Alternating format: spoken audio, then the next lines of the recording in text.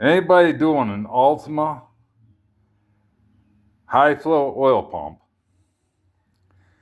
you got to take the worm gear off of the pinion shaft for the oil pump drive and slide it out to put a hog nose C-clip retainer on the shaft behind the gears.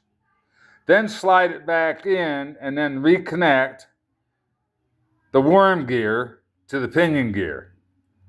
It's a pain in the ass, but I got it on and it's all done, buttoned down, it's primed.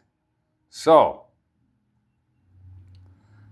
tomorrow I'll finish up the cam and everything, and but everything seems to be working okay right now, and we'll find out. And if not, I'm gonna drop another engine in. I ain't playing no more games. All right, later.